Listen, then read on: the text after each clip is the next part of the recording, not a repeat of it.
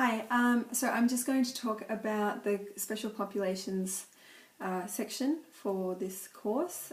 So the first special population would be the modification for high blood pressure. My understanding of high blood pressure is that it is blood that is pumped through the body at a higher pressure, therefore it moves faster and the heart rate stays at an elevated position as compared with a normal standard pressure.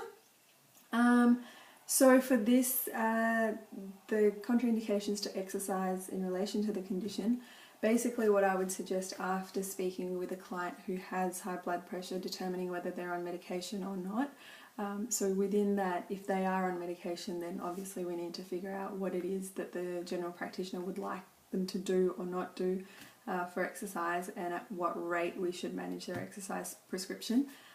Otherwise, for general high blood pressure and that is non-medicated, I would refrain from using any above shoulder level movements. So no bench presses that go further up, no wood chops that sort of extend across the body so that they're going from an upward angle down. This just maintains the blood pressure and stops it from elevating at a higher pace. Also, with that in mind, cardio exercise would also be monitored at a moderate level, so we're not jumping from warming up to a high intensity, high frequency for too long. So we would keep all high blood pressure clients at a moderate cardio level, and the intensity of the strength training can be a bit higher, but again it has to focus on keeping below the shoulder level so that the blood pressure isn't pumped up too high too quickly. Client with lower back pain. So lower back pain can be caused by a range of issues. It can be muscular or skeletal.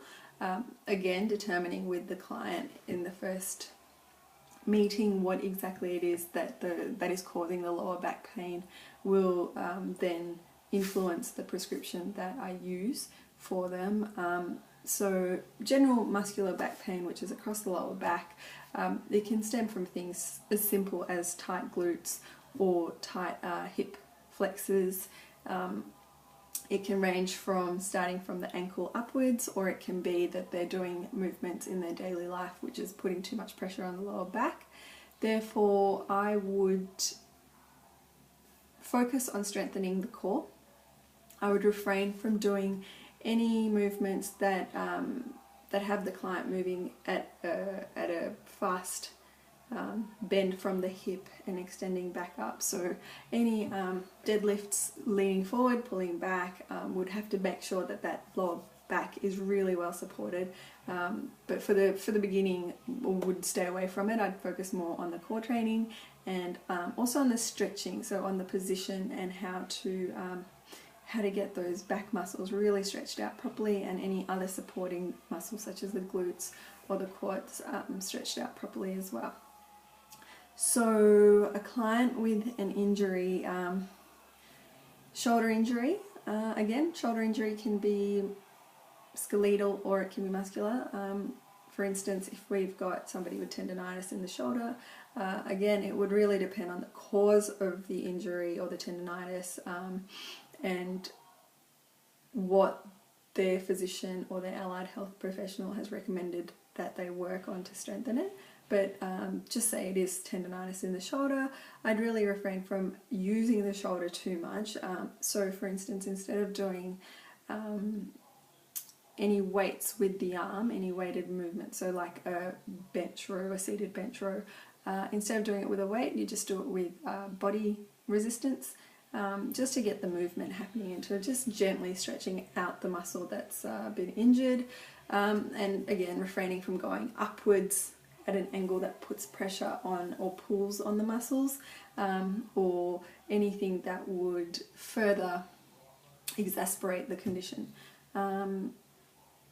Alternatively, so instead of focusing on the shoulders at all, giving the shoulders a bit of a rest, we'll just sort of work on the lower body and the legs and do very, very limited weight resistance, so body weight resistance exercises, so floor exercises like a supine lift with arms extended out, just to get the body back into the muscle memory of how to use the muscle rather than developing the muscle. Again, all of the special populations would have to first pass the screening test and also supply any information they may have from their general practitioner or allied health professional as to what is recommended that would benefit them from a personal trainer's prescription of exercise. So long as they are monitored for their injury or illness, we can then work within the range of what exercises to help progress or eliminate the illness or the pain. Okay, thank you.